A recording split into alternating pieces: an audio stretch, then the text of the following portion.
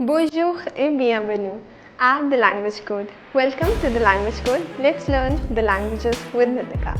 So today in this video we are going to learn the part 2 of Passé Composé, that is with the helping verb avoir. In the previous video I've already mentioned about the verb être, how être is used in Passé Composé as a helping verb, and today we are going to learn about avoir, how avoir is used in Passé Composé as a helping verb. So without any ado, let's get started with the video. The first thing which we are going to learn in this is the conjugation of the verb avoir in the present tense. J'ai, tu as, il a, elle a, nous avons, vous avez, ils ont, elles ont. So, the verb avoir means to have. It represents the belongingness of someone. So here, j'ai, tu as, il a, elle a, nous avons, vous avez, ils ont, elles ont. This is the present form of the conjugation for the verb avoir. Now let's learn the structure. The structure remains the same. Like sujet plus the auxiliary verb, then participe passé du verbe, that is the past participle of the verb, and the objet, that is object. So we have already learned about être, la maison de être and the être verb. Now we are today going to conjugate with avoir. We are going to use avoir as a helping verb today. Par exemple, j'ai mangé une pomme. I had eaten an apple. So, j'ai mangé une pomme. So you have to decide that manger doesn't come under the maison d'être. That means it will be conjugated with avoir. All those verbs which do not fall under the maison d'être means they will be conjugated with avoir. One more thing, point that has to be noted is, in être, when être is used as auxiliary verb, you accord the participe passé du verb, right? But when you use avoir, you do not need to accord the past participle. It remains the same.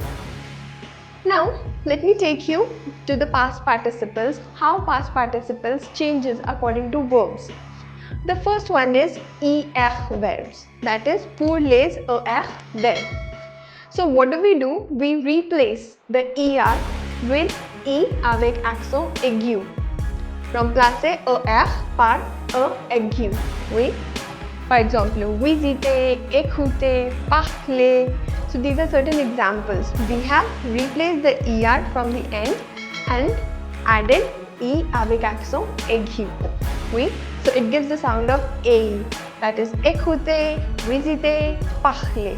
Coming on to er verbs, that is pour les er verbs. On peut remplacer er par I. So what we do? We replace ir with I. Right? For example, finir becomes fini, remplir becomes rempli. We just remove the ir and add I to it. Pour les re, that is re verbs. What do? We replace the re from the end of the verb and add u at the end. For example, vendre. Vendre becomes vendu. Attendre becomes attendu. Oui? So this is how we make the past participles for er, ir and re verbs. Let me take you to the examples so that you can get a better understanding of the concept. Now, we've already done j'ai mangé une pomme. Nous avons regardé un film. Nous avons regardé un film. That means we had watched a film. We had watched a film. Elle a parlé avec son ami. Elle a parlé avec son ami. She had talked with her friend. Nous avons fini nos devoirs. Nous avons fini nos devoirs means we have finished our homework. Ils ont vendu leur voiture. They had purchased, vendu means to sell, right?